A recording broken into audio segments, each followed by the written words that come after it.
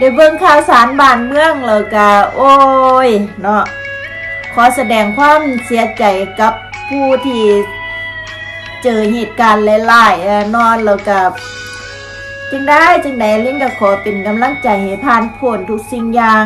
บ่ว่าสิเกิดหยังขึ้นก็สร้างจังได๋ก็ส่งมอบกำลังใจดีๆให้กันและกันเนาะ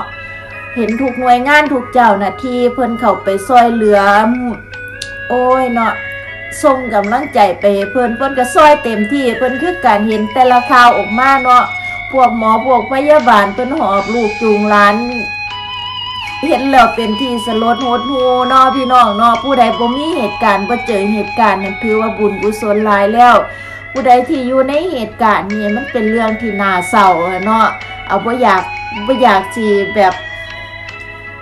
ทุกคนบ่ได้อยากให้เกิดเนาะเหตุการณ์แบบนี้เพราะว่ามันเป็นภัยธรรมชาติเนาะเราบ่สามารถหลีกเลี่ยงได้แต่ว่าน่าสิหลีกเลี่ยงได้เนาะที่เกิดกันขึ้นมาเองเฮ็ดกันขึ้นมาเองจักเฮ็ดกันเฮ็ดหยังจักเฮ็ดไปเพื่ออีหยังเนาะเฮ้ยมันก็เว้าบ่ได้เนาะสมัยซุมื้อเนี่ยบ่ว่าสิอยู่หม้องใดก็สร้างพี่น้องก็เดือดร้อนไปหมดล่ะบ่ว่าสิเป็นเศรษฐกิจเฮืออีหยังทุกอย่างมันบ่มีไผดีเกินไผดอกจังใดก็อยู่เมืองไทยยังดีอยู่ยังมีความที่ว่าซอยเหลือเจือจุนกันบ่ว่าเฮาสิซอยได้หน่อยได้หลายก็สร้างเฮาก็สามัคคีร่วมแรงร่วมใจกันจากการดูข่าวอีหยังทุกสิ่งอย่างเจ้าหน้าที่อีหยังเพิ่นระดมกันซอยกันค้นหาเนาะ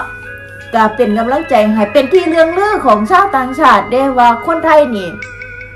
เป็นประเทศที่จิตใจงามบ่ว่าสิเกิดเหตุการณ์อีหยังก็สร้างเห็นหลายเทื่อแล้วบ่ว่าสิเป็นช่วงโควิดหรือว่าอีหยังก็สร้าง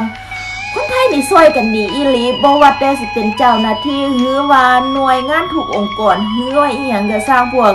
วกอินฟูพวกครีเอเตอร์อีหยังต่างๆที่เพิ่นเฮ็ดโซเชียลหรือว่าทุกสิ่งอย่างเพิ่นระดมทุนซอยกันเนาะหาทางที่จะช่วยแก้ไขให้มันผ่านลุล่วงไปได้ทุกสิ่งทุกอย่างขอชื่นชมและปรบมือให้ดังๆเลยสำหรับทุกน้ำใจอีหลีอีหลอเลยเป็นที่ชื่นชมอีหลีของชาวต่างชาติซึ่งเห็นหน่อยได้มากๆเลยที่จะเกิดเหตุการณ์แบบความสมัครสมานสามัคคีกันแนวนี้แม่นอยู่บางเทื่อพวกเขาก็อาจสิคนในประเทศเนาะมันก็อาจสิเถียงกันพิษกันตีกันเป็นเรื่องธรรมดาแต่ว่ายามเหตุการณ์อีหยังมาเฮาก็หันหน้าเข้าหากันแล้วก็ซอยกันดีอีหลีพี่น้องเป็นสังคมที่สามัคคีอีหลีต้องยอมรับในจุดนี้เนาะก็ตื่นเต้นกับเพิ่นพวกที่เพิ่นแล่นลงมาแล้วก็ผ่านพ้นเนาะเพิ่นก็โอ้ยเนาะแต่ละคนก็ก็เป็นกำลังใจให้กันและกันไปพี่น้องเดือนนี้ก็เป็นเดือนสงกรานต์กันระวังกันแน่เด้อจ้ามันสงกรานต์สมัยก่อนก็ม่วนก็ซื่นกันเนาะแต่สมัยนี้จักมันสิเป็นจังได๋เฮาก็บ่ฮู้เนาะก็ขอให้ตลอดฟังก็ขอให้ปลอดภัยกันสู่ผู้สู่คนเนาะเอ้าบ่เว้าหลายใหญ่ห่างก็มาทักทายกันซ้ำนี่ล่ะคลิปนี่มาเว้าสู่กันฟังว่าเป็นปลื้มที่เห็นเจ้าหน้าที่เพิ่นซอยเหลือแล้วก็ทุกผู้ทุกคนองค์กรทุกองค์กรเพิ่นเข้าไปซอยเหลือในหน่วยงานทุกอย่างเพิ่นเข้าไปซอยเหลือเจือจุนกันดีใจภูมิใจแล้วก็เห็นข่าวอีหยังต่างๆที่อยู่เมืองนี่เพิ่นเว้านะเพิ่นก็เว้าในทางที่ดีว่าเป็นบ่ว่าสิเป็นทั้งวิทยุหรือว่าอีหยังก็สร้างเด้เพิ่นก็เว้าดีอยู่เพิ่นก็ว่าถึงสิเกิดเหตุการณ์อีหยังในเมืองไทยเพิ่นก็ช่วยกันดีเนาะเห็นลูกค้าเพิ่นก็เว้าดีอยู่เด้เห็นเพิ่นเว้าแนวนี้เพราะว่าประเทศของเฮามันมีคนหลายเนาะผู้นั้นมื้อนึงมื้อนี้มื้อนึงช่วยกันจับช่วยกันบ่ายช่วยกันมันก็เป็นอีหยังที่